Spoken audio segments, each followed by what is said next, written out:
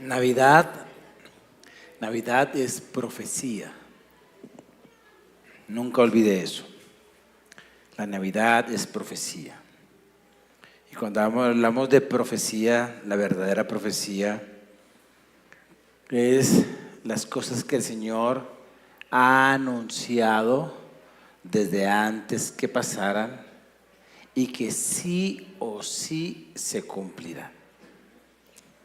Una de las características de Dios es que Él puede ver el final desde el principio, y eso lo hace Dios, o más bien, porque Él es Dios, puede hacer eso. Y la profecía es cuando ese conocimiento de aquel que puede ver el final desde el principio se lo da a unos seres humanos, y ellos dan un anuncio, un mensaje que tiene un pedacito de ese cumplimiento. Eso es lo que se llama profecía. Profecía no tiene que ver con adivinación, para nada. La adivinación y el Señor son completamente antagónicos. La adivinación es de las tinieblas. Es como quien a tientas trata de darle a algo. Así es el enemigo con sus poderes. La profecía tiene que ver con una luz muy clara, que ve el final desde el principio, y esa es una característica de Dios. Hay muchas cosas que ya se han cumplido, y cuando tú te pones en la Biblia a estudiar esas profecías, es impresionante la exactitud con la que Dios, utilizando seres humanos imperfectos, ha dado un mensaje perfecto y completo. Entre más tú te interesas por profundizar en el libro, en las Santas Escrituras, te darás cuenta que sí o sí es la palabra de Dios. Y Navidad es profecía. Y la profecía tiene la intención de mostrar cómo es el final. Y cuando tú puedes ver el final de las cosas, cuando tú puedes ver lejos dónde es que está la meta, el lugar de llegada, tu andar será más claro. Pero sin profecía el pueblo se desenfrena. Sin profecía el pueblo se desboca. Sin profecía el pueblo se desvía.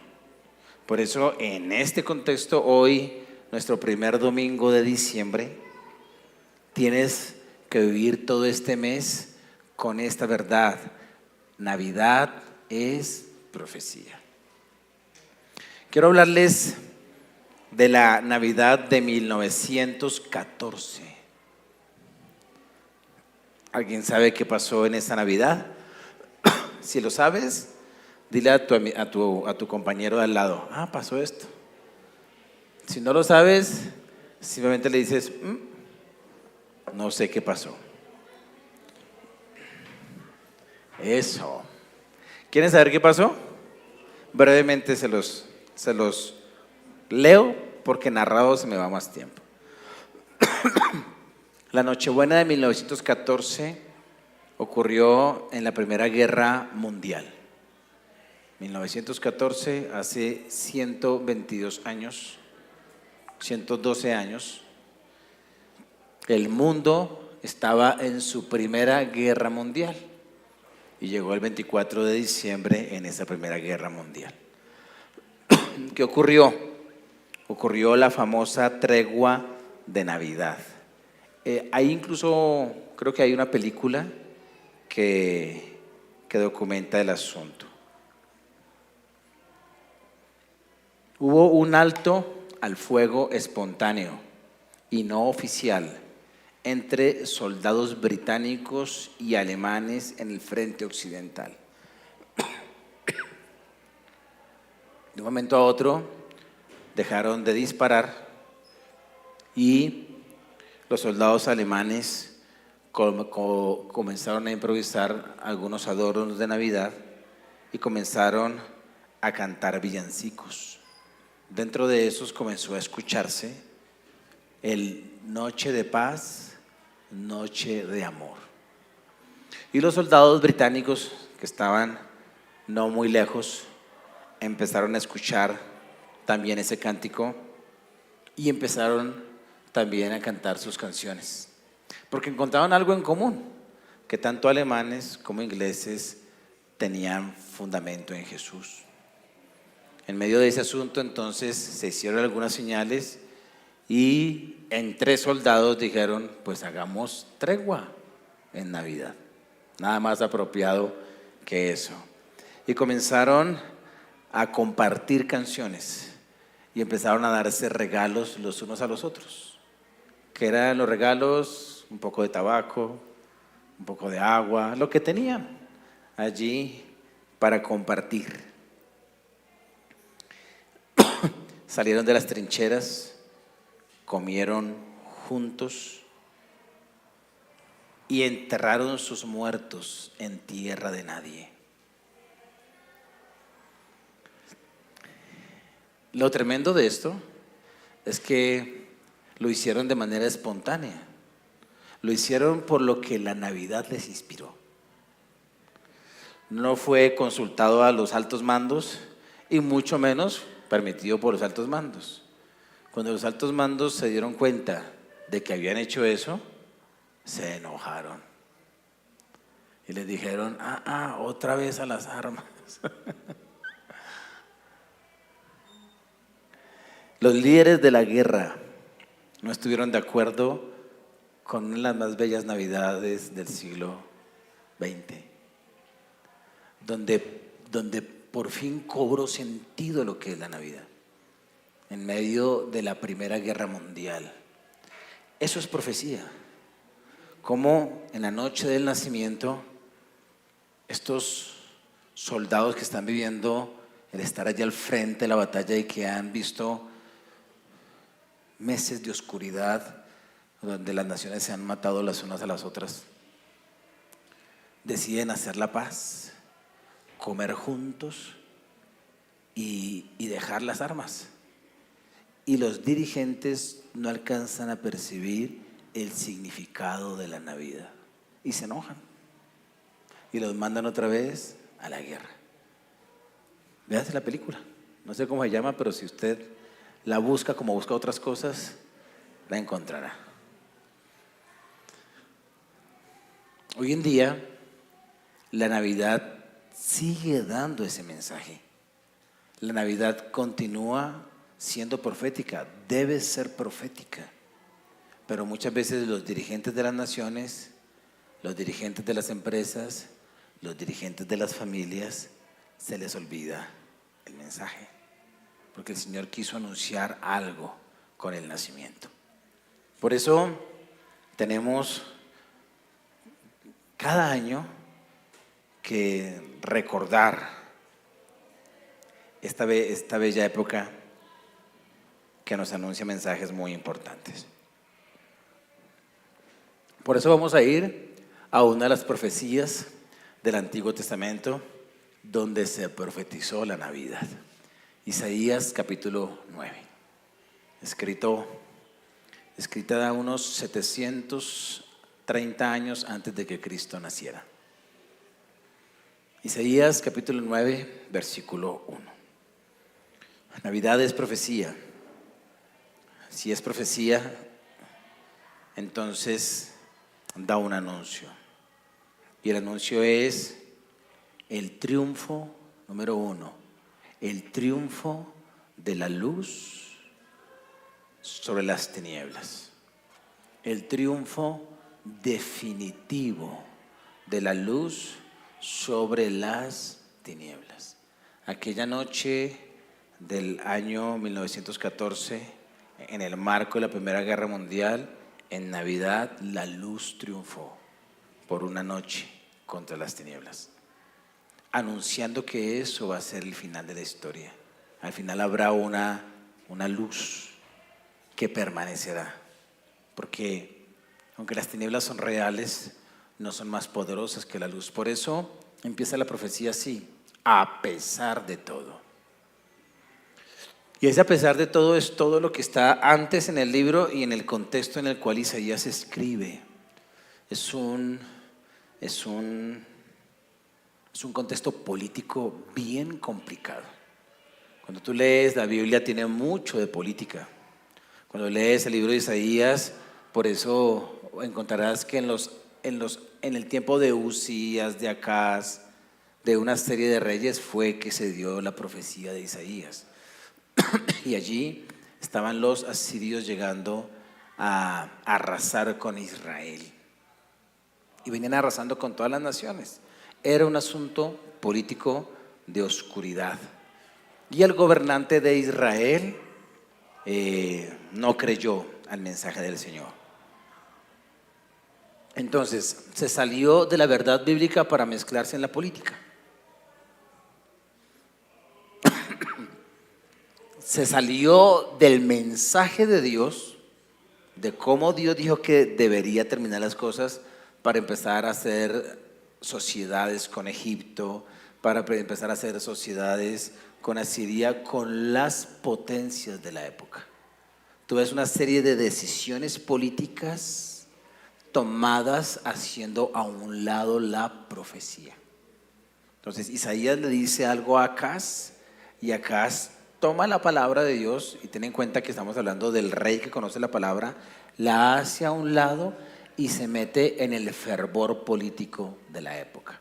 Y eso trajo una destrucción tremenda en Israel, a tal punto que poco tiempo después Israel fue completamente asolado, el reino dividido, y Judá, bueno, para los que no saben un poquito les explico. Dios siempre ha visto la humanidad como una sola humanidad y a Israel como una sola nación. Pero con Israel ocurrió lo que ha ocurrido con el mundo entero: se dividió la nación, reino del norte, reino del sur. Israel, reino del norte; Judá, reino del sur. Entonces, después de la profecía, el reino del norte, Israel, fue arrasado, quedó Judá, y luego vendría Babilonia y arrasaría con Judá.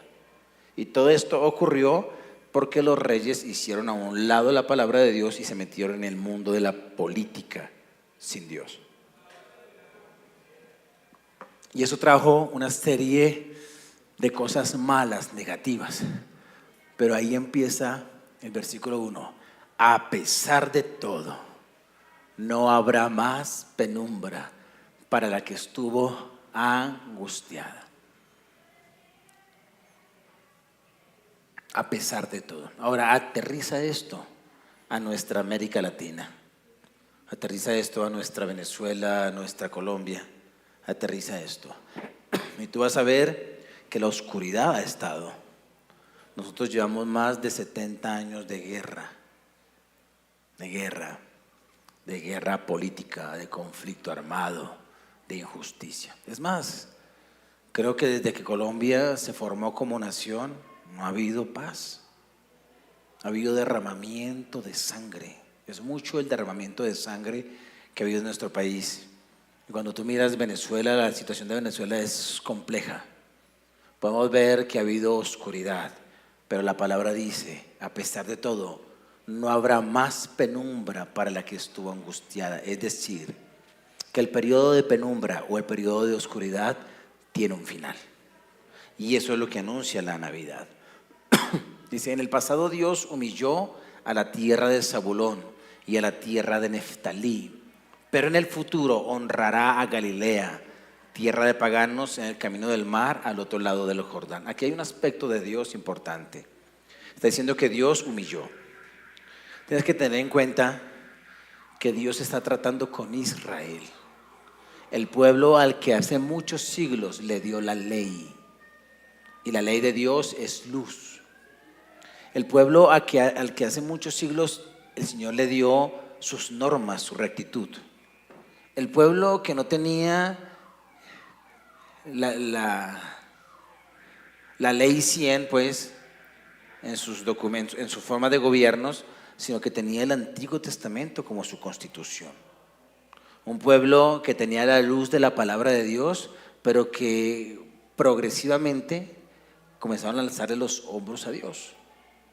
Entonces, en esa justicia de Dios, el Señor tuvo que corregirlos, porque Dios al que ama corrige. Y entonces se elevaron tanto que el Señor tuvo que permitir que varias naciones llegaran y los golpearan. Pero está diciendo, ese Dios que humilló a Zabulón, a la tierra de Neftalí, tú las puedes buscar en el mapa, que está en la parte norte de Israel, dice que en el futuro honrará a Galilea y está dando profecía. Entonces Isaías está viendo una situación caótica, una situación de juicio, una situación de guerra, de pobreza, de hambre, por el orgullo de la gente, por el orgullo de los gobernantes, por el dejar de un lado a Dios. Pero desde allí está diciendo, aquí, en esta Galilea mezclada, aquí, a futuro, vendrá una honra sin igual. Vendrá una honra y se honrará Galilea, tierra de paganos, en el camino del mar al otro lado del Jordán. Dame el versículo 2. El pueblo que andaba en la oscuridad ha visto una gran luz. Sobre los que vivían en densas tinieblas, la luz ha resplandecido. Y dame el versículo 3. Tú has hecho que la nación crezca, has aumentado su alegría, como cuando recogen la cosecha, como cuando reparten el botín. Entonces Isaías está viendo desde la oscuridad, está viendo la luz. Y en la oscuridad menciona cosas de la oscuridad. La tiranía de los sentimientos destructivos, por ejemplo. Dice que esta nación que está siendo apesadumbrada está en angustia. Y habla de que el pueblo que anda en la oscuridad, que ha vivido en tierra de sombra de muerte, de repente está apareciendo la luz. Y una de las señales de la oscuridad es la tiranía de los sentimientos destructivos, angustia, incredulidad, temor. Eso es señal de la oscuridad. Cuando tú miras el lenguaje de muchas personas y encuentras lenguaje de miedo, lenguaje de fatalidad, eso hace parte de la oscuridad. Porque la oscuridad no le permite a uno ver el futuro con esperanza. Se acostumbra tanto el ojo a la oscuridad que trata de mirar más allá y no ve sino oscuridad. Catástrofe, esto nunca va a cambiar, no, esto va a ir de mal en peor, no, esto. Y juntamente con la oscuridad aparece el miedo, y juntamente con el miedo aparecen una serie de emociones destructivas, ansiedad, estrés, depresión. Cuando tú miras, esta es la generación que más psicólogos ha visitado y que más psiquiatras ha visitado en toda la historia. Y no porque hayan aparecido como una solución, la psiquiatría o la psicología, sino porque cada día vivimos, es como si la oscuridad se estuviese haciendo cada vez más densa.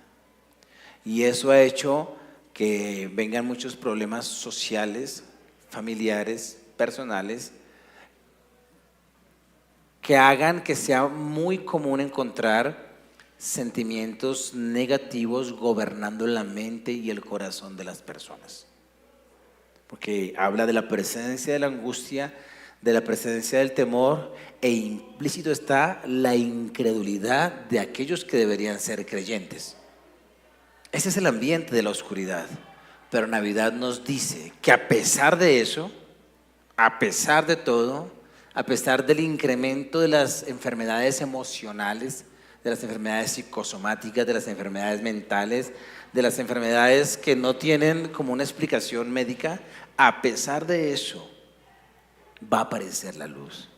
Esa oscuridad que tú ves, porque se ve en los colegios, se ve en las universidades y tal vez cerca a tu casa, cerca a tu familia, no será para siempre. Porque allí donde hubo oscuridad, ¡pum!, va a aparecer la luz. Y el profeta lo vio. Y 700 años después, qué visión, ¿cierto? 700 años después, allá en Galilea de los Gentiles, por primera vez apareció esa luz. Nosotros tenemos que aprender a mirar de forma positiva. El enemigo el enemigo siempre quiere empañar la verdad, y una de las cosas que quiere empañar en este tiempo es la Navidad y el significado de la Navidad. Para mí Navidad era la época más triste del año, porque el ambiente de la casa era de oscuridad, de tristeza. Por eso nunca celebré la Navidad, y por eso, aún siendo cristiano, me ha costado trabajo entender qué debo hacer en este tiempo.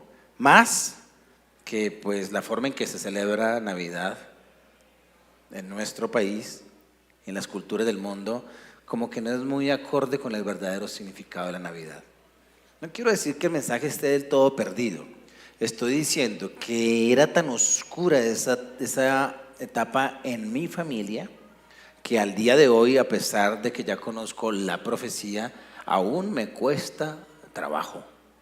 Por ahí Cata, con sus manos amorosas, artísticas, logró, es que yo soy muy insípido para las decoraciones, de verdad.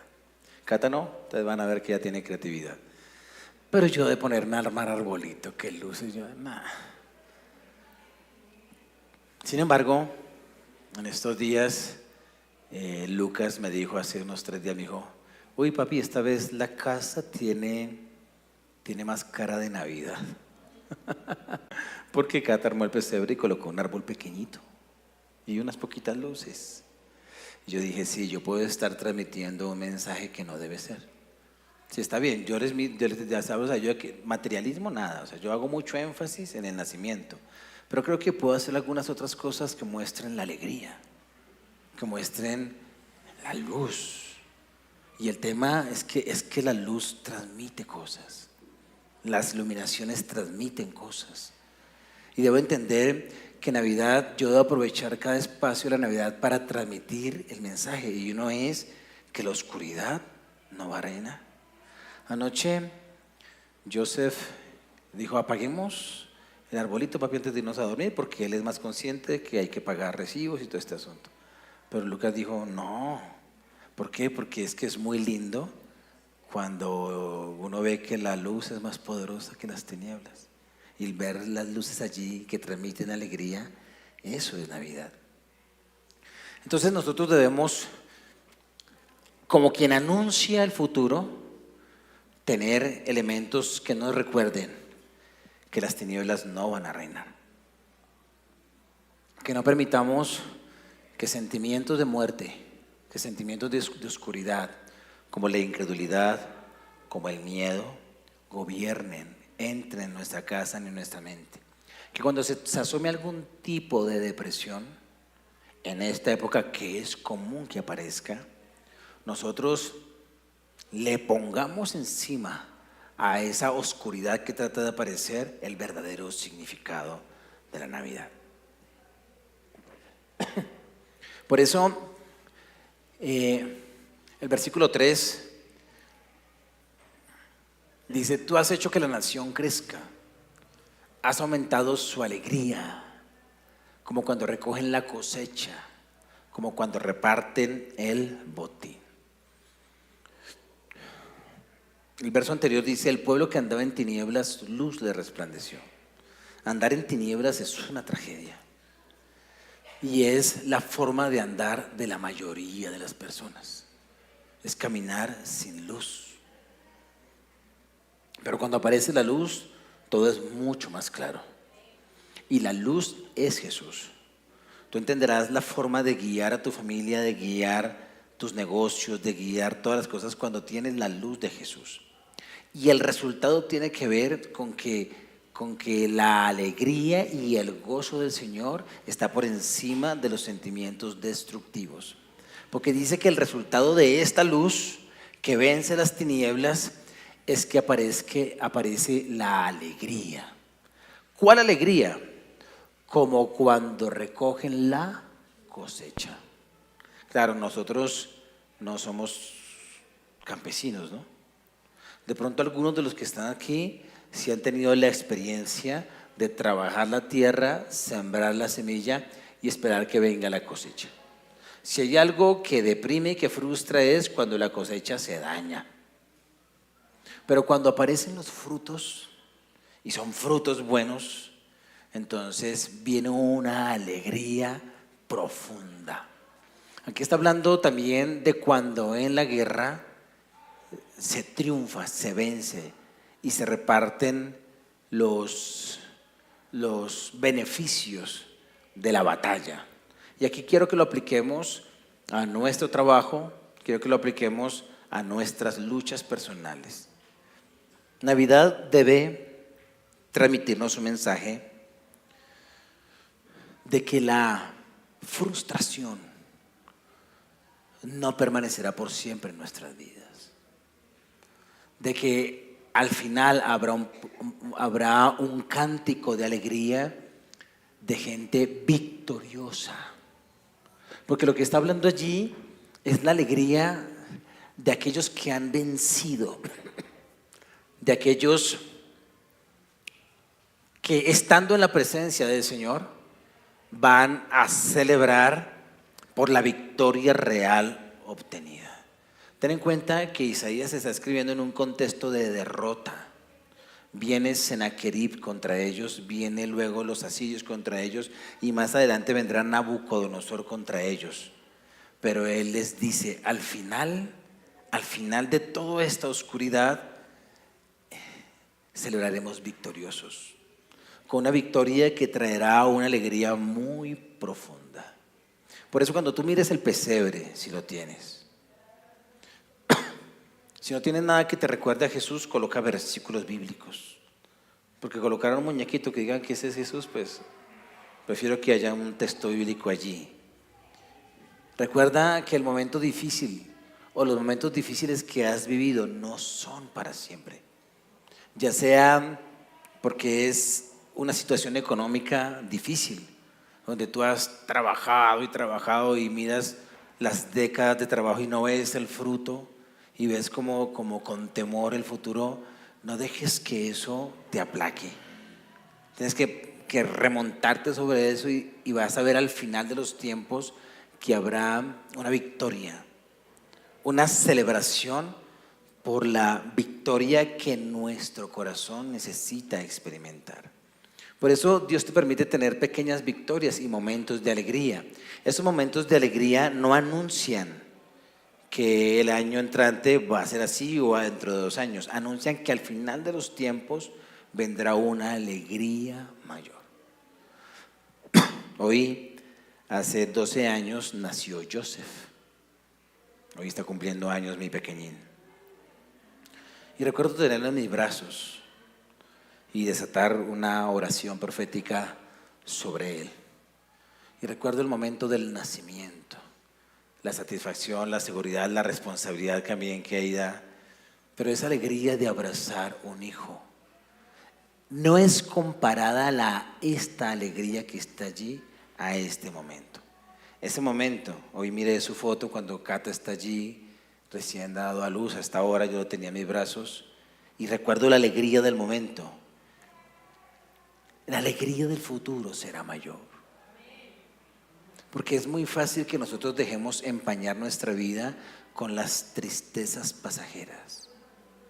Hay tribulaciones, sí, pero son tribulaciones momentáneas. Que nada permita que nuestro cristianismo pierda la óptica de lo que está al final. Mira tu vida desde el hoy, desde el momento difícil, mira a futuro.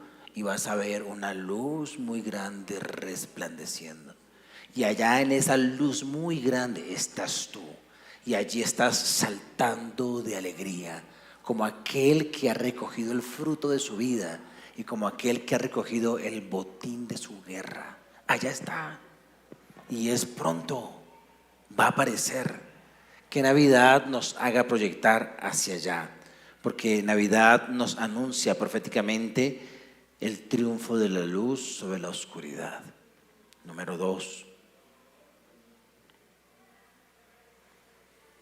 Si Navidad es profecía, entonces también Navidad nos anuncia el quebrantamiento del gobierno injusto.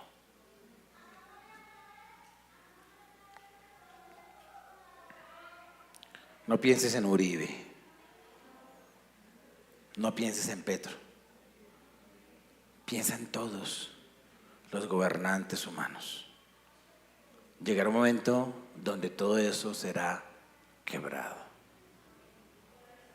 Piensa en Donald Trump, piensa en Putin, en Napoleón, en Hitler. Sí, también en Maduro. Versículo 4. Mira la seguridad con la que habla el profeta. Porque es que quiero que te vayas con esa convicción. Ten en cuenta que él vive un momento político muy duro, y que se vienen los ejércitos enemigos contra ellos, pero él ve la luz al final. Y desde allí habla con seguridad: la luz vencerá las tinieblas. Y aquí dice, ciertamente, y lo habla como que ya ocurrió. Está 7 siglos antes de Cristo y está anunciando algo que va a ocurrir más de 2000 años después de Cristo, pero lo habla como que ya pasó. Porque es que la profecía, aunque es a futuro, debe ser una convicción diaria con la que nos alimentamos. Tú has quebrado, como en la derrota de Madián, el yugo que los oprimía, la barra que pesaba sobre sus hombros y el bastón de mando que los subyugaba. Está hablando de política, está hablando de gobierno humano. Cuando tú miras esas líneas, encuentras el lenguaje político ahí: la opresión, el yugo. El bastón de mando es el cetro.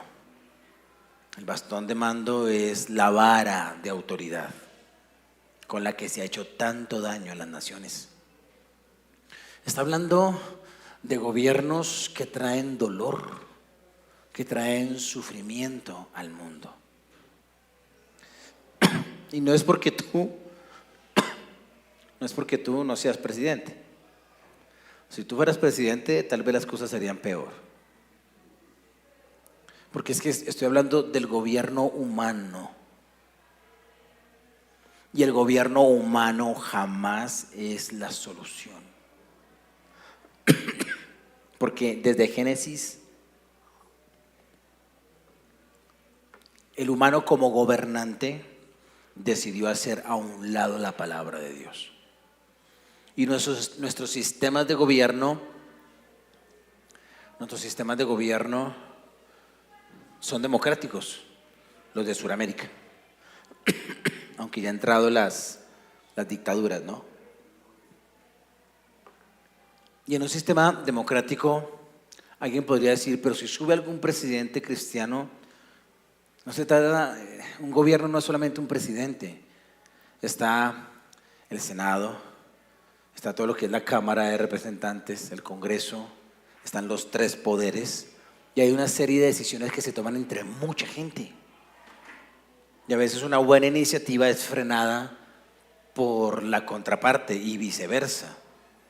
Puede que haya un gobierno que tiene buenas intenciones, pero a veces la estructura misma del país le impide eso. El nivel de corrupción es muy alto, es muy grande.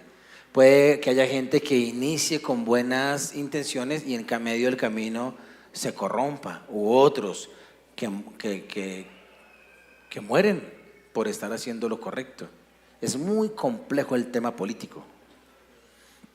Por eso es un poco utópico, totalmente utópico pensar que una persona, una sola, que llega a un gobierno va a cambiar las cosas. No, porque el sistema político nuestro, el sistema humano, que la democracia es una forma de política humana. En el cielo no hay democracia. Ni Jesús, cuando venga por segunda vez, será democrático. Sin embargo, creo que de los gobiernos humanos, la democracia es la que menos destruye de frente. Pero lo que quiero decirles es, aunque tenemos que participar políticamente, no podemos colocar nuestras esperanzas en algo que el Señor promete que va a quitar.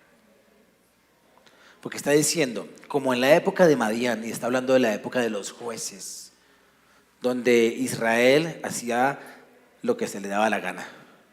Entonces venía opresión. Y está hablando de la época de Gedeón, donde con 300 personas venció un ejército de miles. Está hablando allí, no por el poder, no por el poderío humano, no por una nación superpoderosa que se levantó en armas, sino en esa guerra que tuvo Gedeón cuando con algunas personas que fueron con unas vasijas de barro y unas antorchas haciendo bulla, ¡ah!, venció. Y cuando tú miras esa batalla es sobrenatural y venció. Como en la época de Madián, no con mano humana, no con astucia humana, sino con la dirección divina, el Señor va a quebrar. ¿Qué va a quebrar? El yugo que oprime. Y los yugos hoy en día son formas de pensamiento, porque un yugo es algo que viene a alguien para darle dirección, y la dirección la dan las cosas que yo tomo en mi mente como si fueran verdad. Por eso el gobierno humano, influido por el gobierno satánico, lo que hacen es establecer mentiras como patrones de gobierno, como leyes. Inculcan a través del discipulado, de las escuelas, de las universidades, de las naciones, del arte, de las películas, de las canciones, formas de pensamiento que traen esclavitud. Y comienza la gente a construir sus vidas y las naciones a seguir una ruta supuestamente de paz en medio de la oscuridad. El Señor va a quebrar esa forma de gobierno que está basada en las mentiras. La barra que pesaba sobre los hombros, y habla acerca de esa forma de esclavitud que trae un peso sin igual. La gente vive cargada. Mira, una de las naciones más endeudadas del mundo, o más bien una de las naciones donde los habitantes de esa nación son los más endeudados del mundo, es Estados Unidos. O sea, uno tiene aquí la óptica de latino de que allá toda la gente es rica. Puede que tengan más dinero que nosotros, pero cuando tú vas a mirar, la cantidad de deuda que tienen es muy alta. Yo los respeto mucho, porque conozco muchos misioneros que dieron su vida para traer aquí el Evangelio de Jesús. Y eso hace que yo los honre y los respete. Pero quiero hablar del asunto social y político.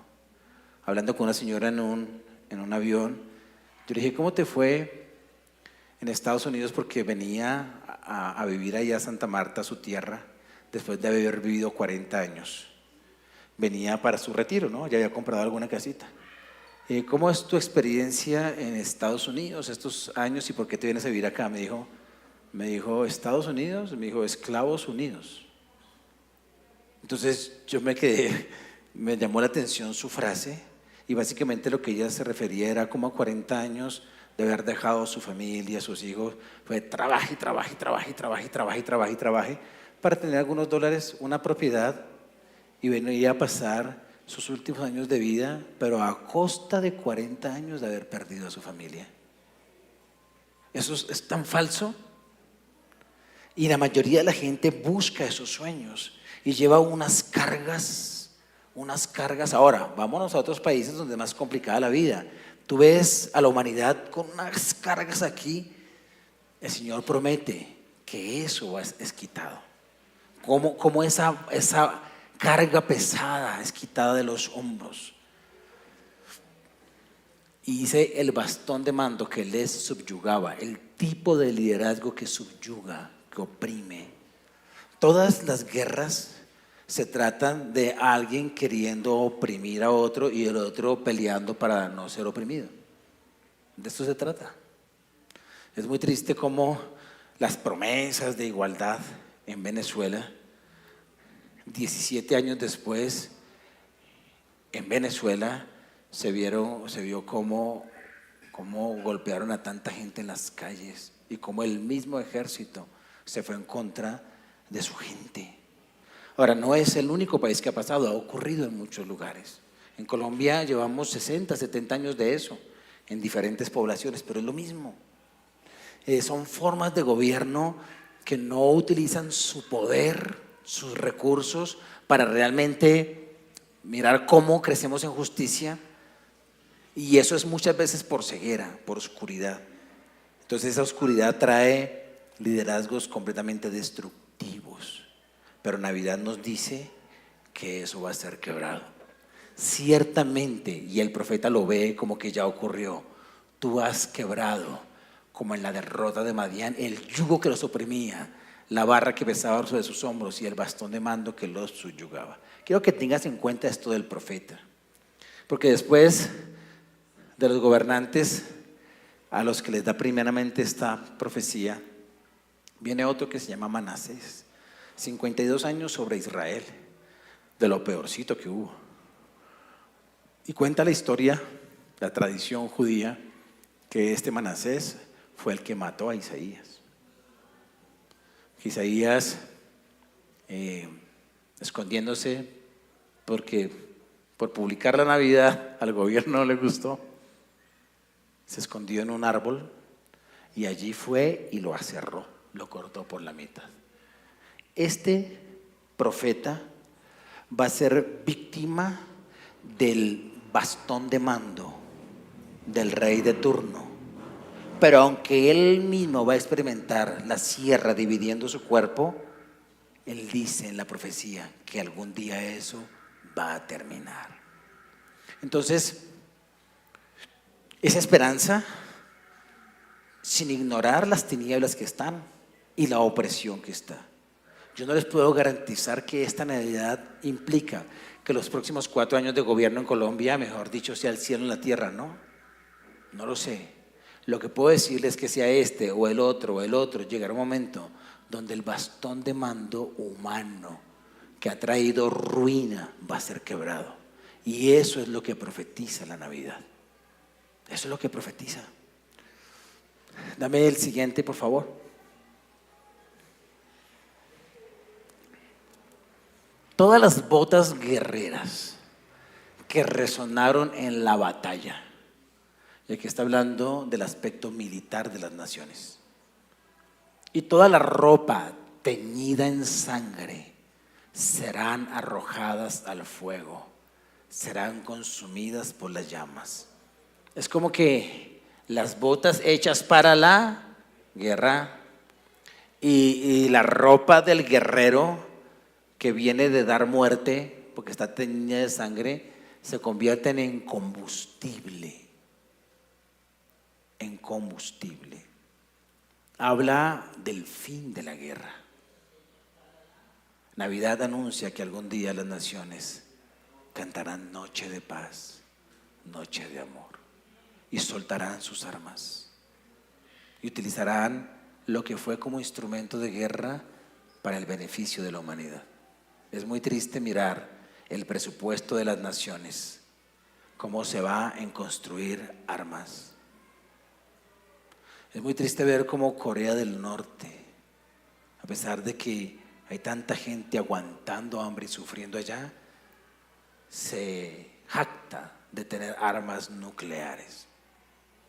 Es muy triste ver cómo Rusia invade a Ucrania porque va detrás de algunos asuntos nucleares que quedaron allá en Ucrania, algunas armas, algunos asuntos que tienen que ver con armas nucleares.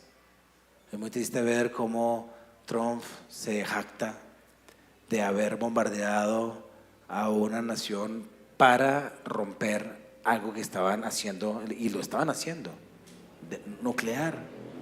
Es muy triste ver cómo tienen que morir personas porque van con droga en algunas embarcaciones por el asunto del dinero. Es muy triste ver.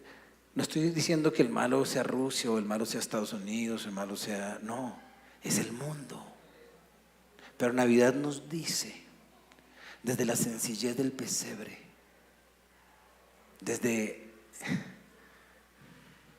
desde aparentemente lo inhóspito que fue el nacimiento del Señor, porque no había seguridad social que los cubriera, no había un cirujano que atendiera el parto.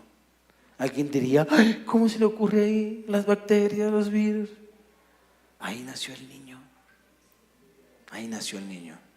Y Navidad nos dice que llegará un día donde la guerra terminará.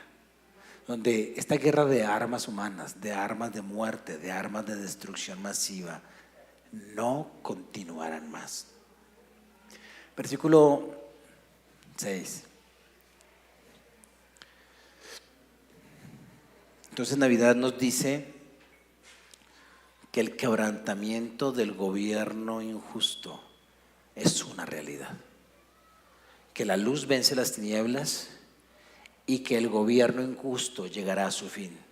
Y con eso llegará a su fin el yugo opresor, llegará a su fin la esclavitud y llegará a su fin la guerra que cobra tantas muertes. ¿Por qué? ¿Por qué todo esto? Porque es Navidad. Porque nos ha nacido un niño. Eso es Navidad. Isaías, 7 siglos antes, está diciendo eso. ¿Por qué? ¿Por qué toda esta maravilla? Porque es Navidad. Porque llegó el momento del nacimiento de un niño. Como toda la brutalidad humana que se jacta de poder, de fuerza, de recursos, el Señor viene a quebrantar todo eso con un niño. Con la fragilidad, la inocencia y aparentemente lo indefenso de un niño. Como la sabiduría de Dios y el poder de Dios es más fuerte que todo lo que el mundo llama poder. Es el nacimiento de un niño. Por eso Navidad es reírse con esos chiquitines que están ahí arriba. Es celebrar cómo Dios sigue trabajando a través de niños. Es enseñarle a nuestros niños: tú quieres ver algo poderoso, mira el nacimiento de un niño. Navidad es decirle no al aborto. Navidad es celebrar los nacimientos, no las muertes. Y los noticieros deberían hacer un énfasis en diciembre de cuántos niños nacen. Porque en el lenguaje de Dios y en la forma de ver de Dios, en el nacimiento de los niños hay esperanza. Por eso hay que hacer a un lado a Papá Noel. Porque Papá Noel no puede opacar al niño. No puede. Eso es lo que el enemigo quiere, que no veamos. Porque nos ha nacido un niño. Se nos ha concedido un hijo. Eso lo ve el profeta. Mira lo maravilloso que es. Y tienes que, si, tú puedes comprender lo poderoso de esto cuando te metes en contexto de política. Porque él está con una nación que ha vivido ya varios siglos en injusticia, que es Israel. Y luego viene un juicio sobre Israel y vienen las potencias del mundo con sus ejércitos contra Israel. Y en medio el Señor dice: viene la luz, ¿dónde está la luz? ¿Dónde está la solución? Un bebé. En un bebé, sí, en un bebé. Un niño. Se nos ha concedido un hijo. Ahora, no cualquier niño. Mira, la soberanía reposará sobre sus hombros. Ese niño, imagínate los hombros de ese niño. Dice: sobre los hombros de ese bebé pondré la política. La política no, el gobierno. La soberanía reposará allí.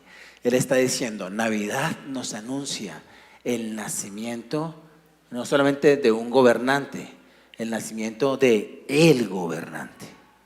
El que todo mundo clama, el que todo mundo anhela, por aquel que todo mundo suspira y gime.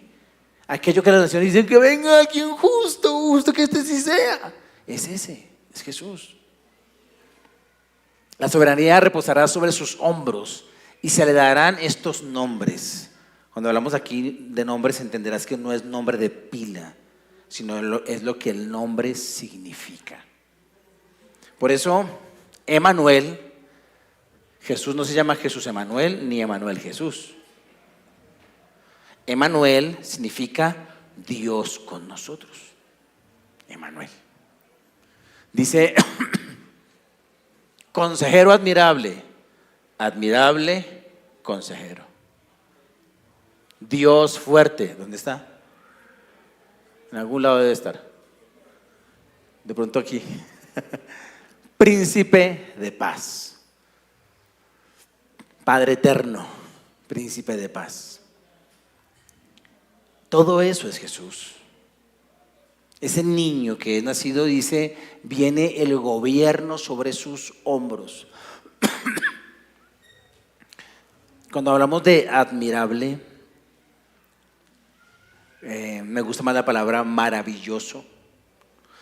Tiene que ver con algo que es tan sobrenatural, un bebé tan sobrenatural.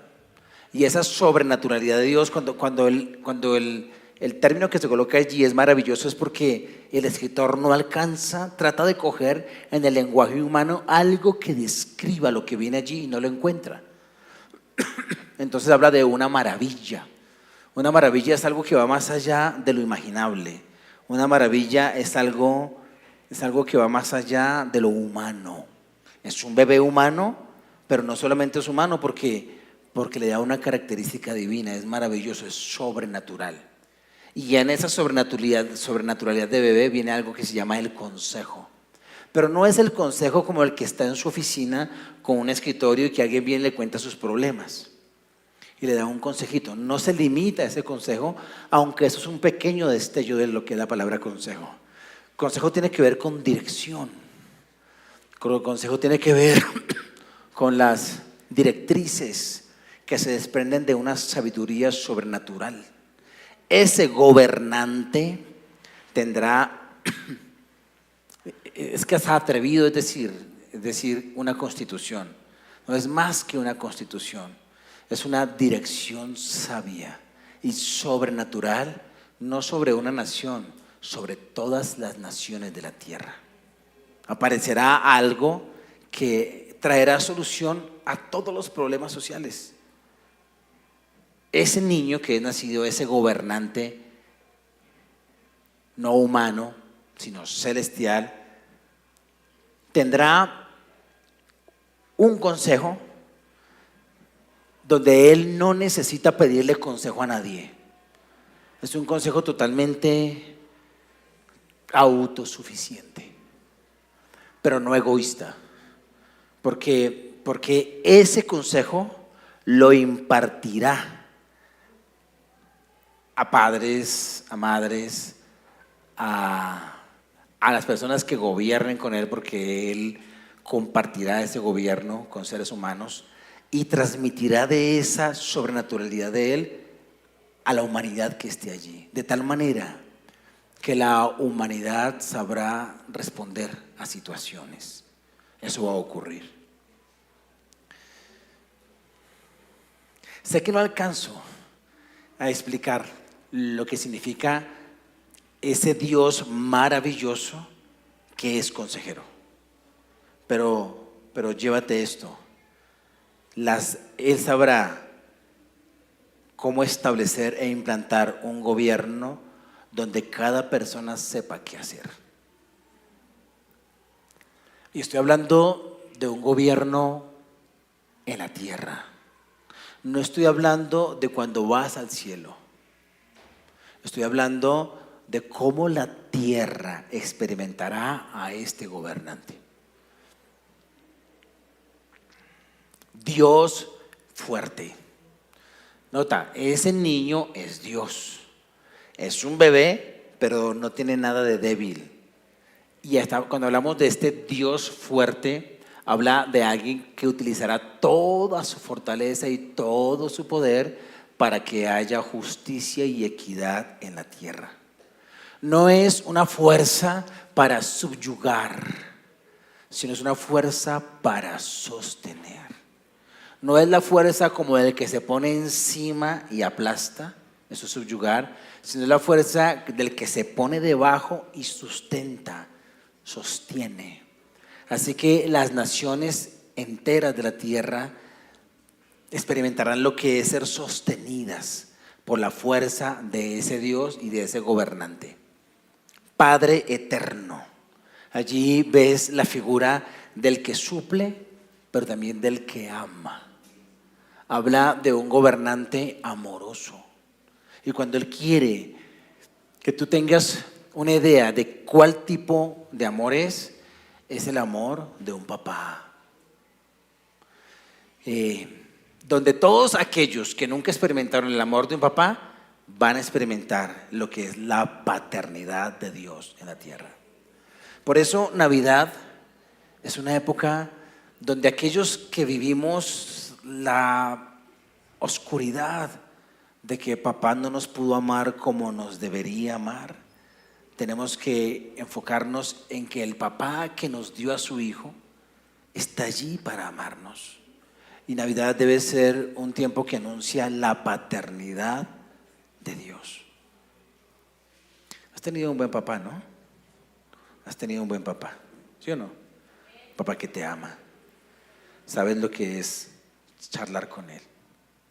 Sabes lo que es ir a pescar con él y escuchar las historias. Dios es mayor. Y Dios te está llamando a que experimentes una paternidad mayor. Porque tuviste la bendición de tener un papá. Y un papá que te ama, que te abraza, que está allí. Pero Dios quiere llevarte a una relación más profunda. Y que aquellas cosas lindas de lo que era salir a pescar con tu papá, experimentes cosas mucho más profundas con Dios. Y en esta Navidad Él quiere atraerte hacia ese Padre que te está buscando y que quiere revelarse a tu corazón de una manera más profunda. Es un nuevo tiempo para ti. Así que esta Navidad celébrala como otra temporada, como el pasar a una luz mayor, donde vas a experimentar a ese Padre eterno que está allí y que va a caminar contigo. Es Padre eterno. Una de las principales causas de los problemas sociales es la falta de papá en las naciones. Es tan fuerte la falta de papá que aún en la iglesia la gente busca paternidad en el pastor. Pero el pastor no es el Padre eterno. Es tan fuerte esa necesidad que uno busca esa necesidad de papá, suplirla en alguien. El que está en la iglesia, en la figura de pronto masculina que tú ves allí. Pero hay gente que está buscando eso en su trabajo con su jefe. Porque es que es un vacío muy grande, pero ese vacío tiene un nombre y es Jesús. Cuando tú recibes a Jesús, en el nombre de Jesús va ese Padre eterno. Y termina aquí diciendo, todo eso es el nombre de Jesús. Todo eso es lo que significa Jesús llegando a la tierra, Navidad. Y ahí viene el príncipe de paz, el gobernante de paz, no de guerra. Dame el siguiente. Príncipe de paz. Se extenderá su soberanía y su paz y no tendrán fin. Habla de una paz eterna. Se acabarán los zapatos de guerra, las ropas envueltas en sangre, y se establecerá un reino de paz aquí en la tierra. Y no tendrán fin, y sobre su reino, para establecerlo y sostenerlo con justicia y rectitud desde ahora y para siempre. Eso es Navidad.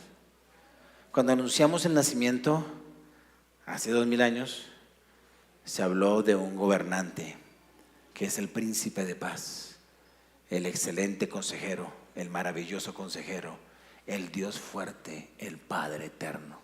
Y eso es Navidad. Año tras año, Navidad, así como la Santa Cena, Navidad debe ser algo profético. algo donde tú te hables a ti mismo. Cuando tú veas que algún tipo de sombras trata de empañar tu Navidad, tienes que tomar la profecía bíblica y decir: esto es lo que significa Navidad, y anunciar lo que vendrá.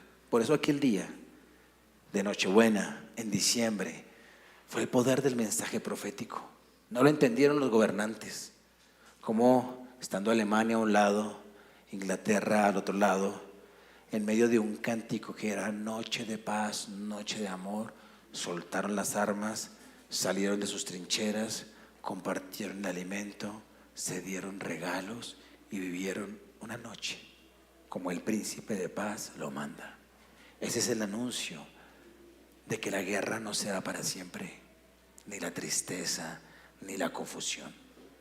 Vivamos así Navidad y convirtámonos en un mensaje profético para nosotros mismos, para cuando los sentimientos tiranos, cuando la tiranía de los sentimientos trate allí de tomar las riendas de tu vida, tú le quites el mando y le digas: ya Navidad ha sido una realidad en mi corazón, porque Jesús ya nació acá, y el gobierno de Jesús es paz, el gobierno de Jesús es gozo, el gobierno de Jesús es alegría, el gobierno de Jesús es paternidad.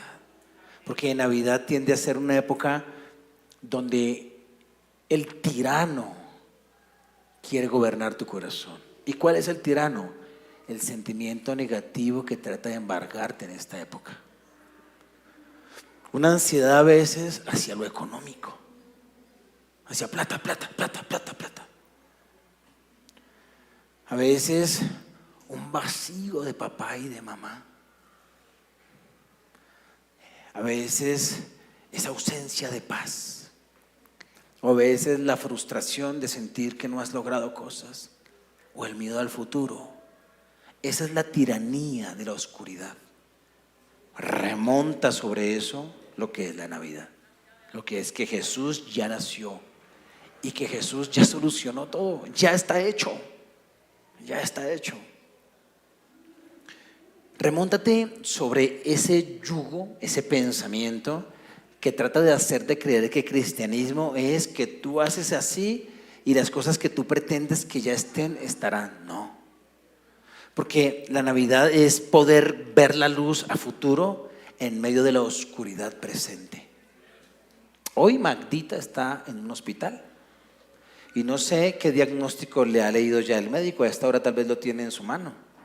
Entonces no puedo decir que no va a haber aflicción, que no va a haber una noticia triste, una noticia negativa. No, eso hace parte de este mundo.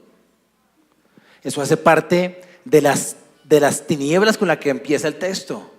Pero dice: pero a pesar de esto,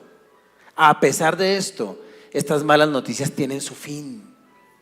Y a la final nos viviremos por siempre en un mundo. Bueno, en un gobierno eterno, en un gobierno hasta cuando el Señor decida hacer nuevos cielos y nueva tierra. Viviremos en un gobierno donde en ese contexto ya no seremos afligidos físicamente. Eso va a llegar.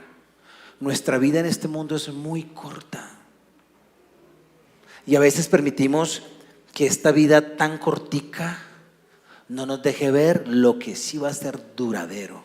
¿Y qué es duradero? Su reino. Mira cómo dice el versículo: se extenderán su soberanía y su paz y no tendrán fin, y sobre su reino para establecerlo y sostenerlo con justicia y rectitud. Eso va a ser por siempre. ¿Cuánto es tu vida? 70 años, 80 años, no es más. Y 80 años en la eternidad es una gotica. Y a veces por esa gotica nos empañamos y no vemos a futuro. Yo sueño el día, y que sea en este tiempo, donde Jesús venga por segunda vez. Porque es lo que me dice Navidad. Nació el bebé, y cuando venga por segunda vez ya no viene bebé, viene el gobernante justo. Y cuando Él llegue, pondrá fin a toda la injusticia humana, quebrará el cetro opresor y establecerá un reino sobre todas las naciones de justicia, de paz y de equidad. Y yo voy a estar ahí. y tú vas a estar ahí. Si Él llega antes de que ustedes me hayan despedido en un velorio, o sea, si cuando Él llegue todavía no he ido a los Olivos o a La Paz o a estas funerarias, este cuerpito maltratado será transformado para cuando Él venga por segunda vez. De tal manera que en el reinado de Él, ya no tendré problemas de obesidad, ni de que me duelen las piernas, ni las coyunturas, ni la tos esa se va a quitar. No estaré agitado porque tendré un cuerpo nuevo. Es decir, no andaré preocupado por la seguridad social, ni el hospital, ni el medicamento. No va a estar, porque este cuerpito lindo será mucho más lindo en ese entonces. Si ya fui despedido en un velorio por ustedes, y ya dijeron, ay, tan bonito que era Martín con su tos y todo, bueno, gracias. Y él viene y yo ya fui al funeral, me va a levantar de los muertos. Entonces yo despertaré con un cuerpo nuevo, sin gordo, sin nada, probablemente sin canas, aunque me luzcan, pues yo creo que Él me las va a quitar. Y entonces estaré ahí con un cuerpo de luz. O sea, eso sí o sí viene.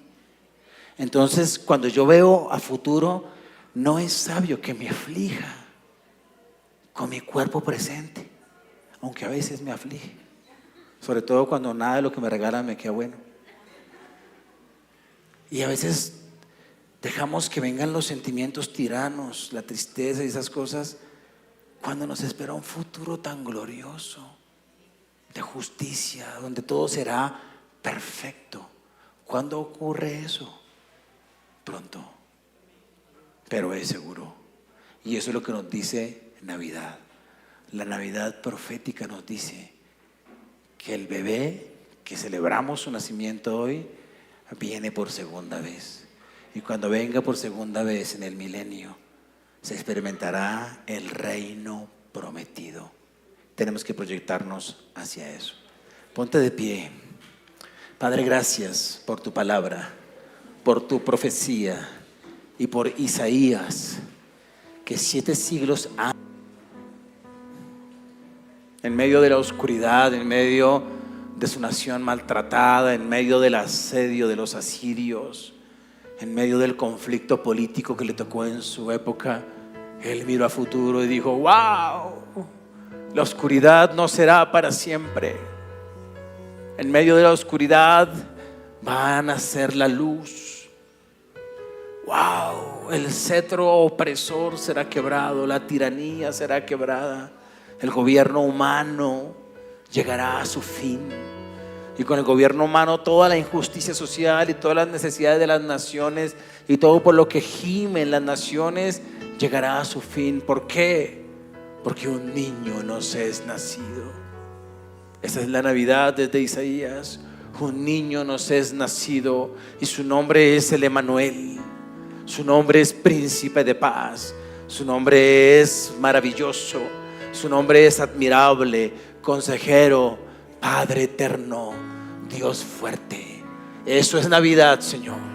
Por eso queremos que este diciembre sea el Emanuel, Señor. Navidad profética de un Dios que está hoy con nosotros y que continuará con nosotros hasta el final. Bendito Señor. Que nada de las situaciones del tiempo presente opaquen, bendito Señor, opaquen lo que es la Navidad.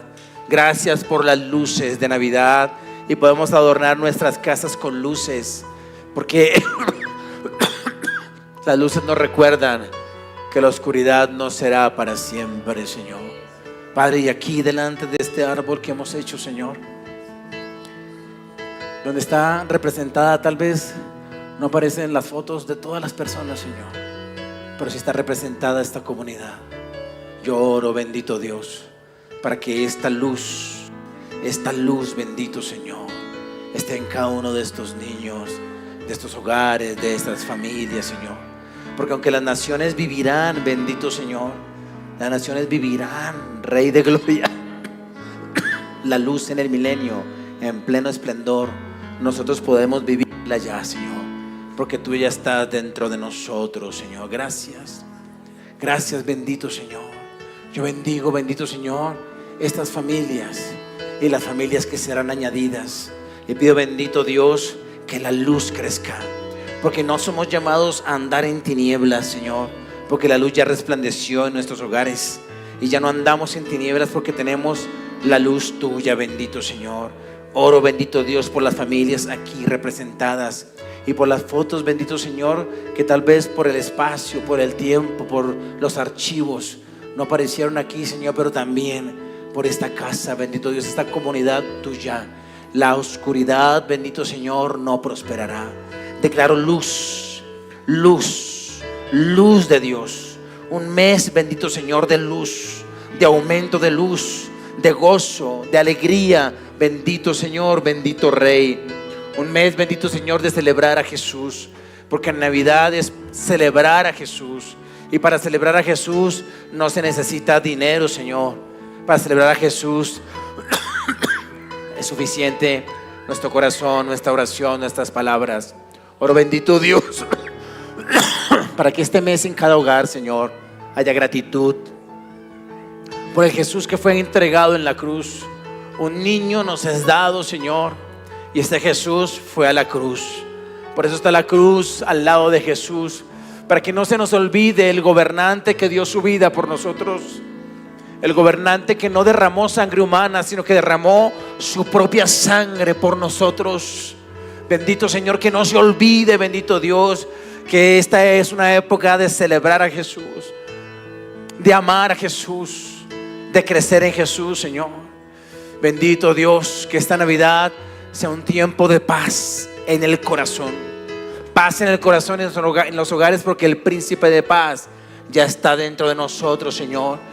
Que sentimientos, bendito Señor, como la angustia, que sentimientos como el temor, como el estrés, como la frustración, bendito Señor, sean barridos del corazón. Que nadie permita aquí, bendito Señor, que un sentimiento de no sentirse amado o apreciado, bendito Señor, que eso no llegue a opacar la realidad que tú ya marcaste, bendito Señor. Te lo ruego, poderoso Dios, que sea un mes de honrarnos unos a otros, de recordar cuánto nos amas, bendito Dios, bendito Rey de gloria, y de apreciarnos como tú nos aprecias, Señor. Un tiempo, bendito Dios, de decisiones sabias, porque el admirable y el consejero está allí con su palabra para nosotros, Dios. Gracias, Señor. Damos apertura a la Navidad, bendito Dios, en este mes. Hoy 7 de diciembre, bendito Señor, anunciamos al mundo, bendito Rey de gloria, que la oscuridad no es para siempre. Y celebramos desde ya el gobierno justo, el gobierno de Dios, Señor. El gobierno eterno de un Rey que nació hace 2000 años y que hoy celebramos el nacimiento. Y como aquel Isaías, bendito Señor, que vio la solución a todo: en un niño nos es nacido. Qué frase tan hermosa. ¿Por qué? ¿Por qué todo esto se solucionará? Porque Él nació. Porque Él nació, el gobernante santo y justo, que ya hace parte de nuestras vidas y que vendrá por segunda vez. Muchas gracias, Señor. Gracias, Señor. Gracias, Señor. Mi príncipe de paz, su nombre es maravilloso consejero, Dios fuerte, Padre de eternidad. Mi príncipe de paz, su nombre es maravilloso consejero, Dios fuerte, Padre de eternidad. Mi príncipe de paz, Jesús.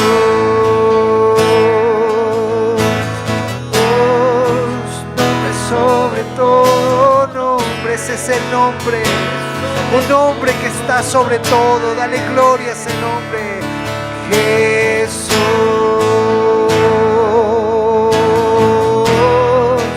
Nombre sobre todo nombre, nombre todo nombre, su nombre es.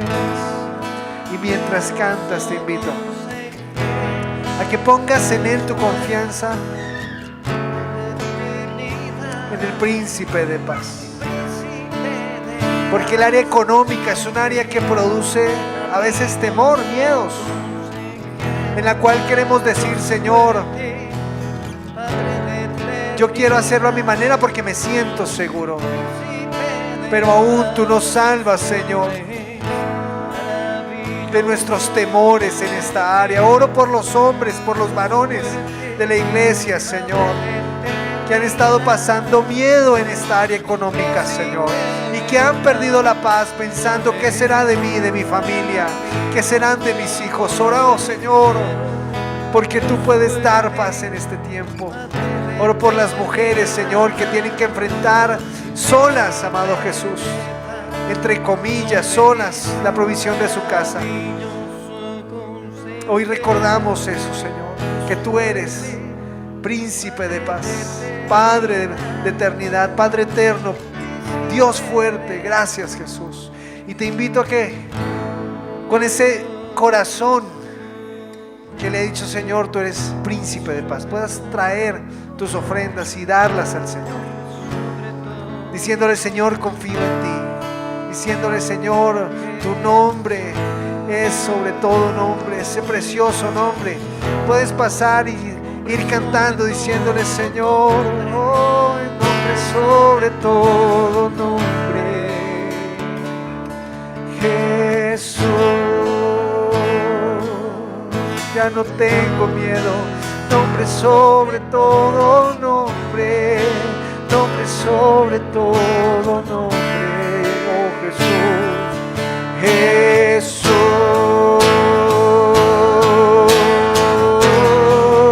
Nombre sobre todo nombre, nombre sobre todo nombre, y ese nombre te llena de paz, oh Jesús. Es ese nombre que trae seguridad al corazón. Y nos vamos hoy, Señor, con un corazón lleno, lleno, Señor, de esta palabra que nos ha traído el recuerdo de la promesa antigua, de esa promesa hecha hace tantos años y que hoy nos beneficia. Y por última vez dile: Jesús, Jesús. Levanta tus manos hacia el Señor y dile: oh, así es, nombre sobre todo nombre, nombre sobre todo nombre.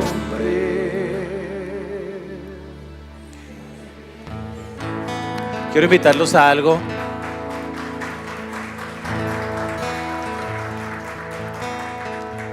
Cuando me acerqué allá al árbol, sentí mucho deseo de orar por las familias que están allí. Algunos tal vez porque llevan muy poquito en la iglesia. Entonces yo les invito a que se acerquen, y si no ven su fotografía allí, Willy está por ahí hoy. Willy nos va a dar unos minuticos extras para que tú te acerques y digas: mira, mi foto no aparece, y él te pueda tomar uno. Porque, escucha, ahorita celebras. Porque las fotos se tomaron de algunos registros que él tiene, de algunos archivos, de eventos, de momentos, y no siempre se toma a todo el mundo, ¿no? Entonces, si tú ves que tu fotografía no está allí, para nosotros es muy importante que cada persona esté fotografiada. Algunos llevan muy poquito tiempo, entonces esas fotos tal vez son de algunos meses atrás. Entonces, independiente de cuál sea la razón, acércate al árbol, y si tu foto no está, entonces te acercas a Willy. Hola, Willy, ¿nos das unos minuticos hoy? Y él te hace una toma para imprimirla y agregarla allí al árbol, porque no queremos que nadie se nos escape. Y vamos a orar, pues los que acostumbran a ir a orar, en algún momento vamos a acercarnos allí para orar por las familias que estén allí. ¿Listo? Entonces, por favor, despierten el amor del Señor y acérquense al arbolito y miramos los nombres. Dios los bendiga.